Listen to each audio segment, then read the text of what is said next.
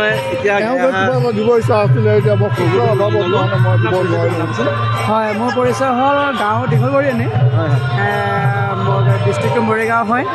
আৰু আমাৰ মানে এটা কীৰ্তন দল আছে। আজি আমি নাই কমেও 13 বছৰ মানৰ মানে কীৰ্তনটো প্ৰগ্ৰেমটো কৰি আছোঁ। আমাৰ মোটামুটি এতিয়া মোৰতো 33 মান চলি আছে।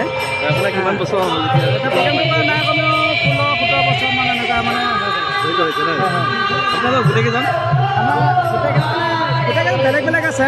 আমিতো বহুত দূৰত যাওঁ, বেংগলত, ডিমাপুৰ, ইফালে মানে অসমৰ প্ৰায় চুকে কোণে আমি কৰিয়ে থাকোঁ। আপোনাৰ মৃদম বজা কেইজনৰ লগত চিনাকি হ'ব বিচাৰিছোঁ। তেখেত মোৰ দাদা হয়। দাদা আপুনি মৃদম বজাইছিলে যে? হয় হয়, কথা শুনি দেই। মৃদম বজাইছিলে যে আপোনাক মই চাই আছিলোঁ, ভিডিঅ' কৰি আছিলোঁ।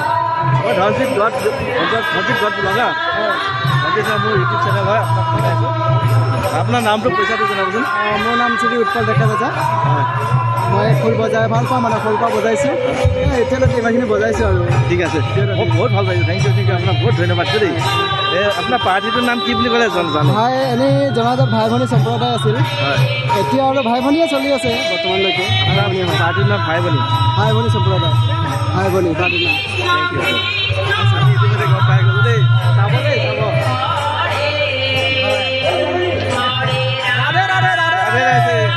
জয় শ্ৰীৰাম। আমাৰ প্ৰভুৱে গোৱা বৰ মজা গীত হৈছে। হয় হয়, অকল আপোনালোকে পাৰিলে আমাৰ এই দাদা কি আছিলে ধনজিত বৰদলৈ ডট ব্লগ, এই পাৰিলে অনুষ্ঠানটো আপোনালোকে চাব। তেখেতৰ ব্লগটো হ'ল এইটো। গতিকে আপোনালোকে সকলোৱে সহায় সহযোগিতা কৰিব আৰু ছাবস্ক্ৰাইব কৰিব।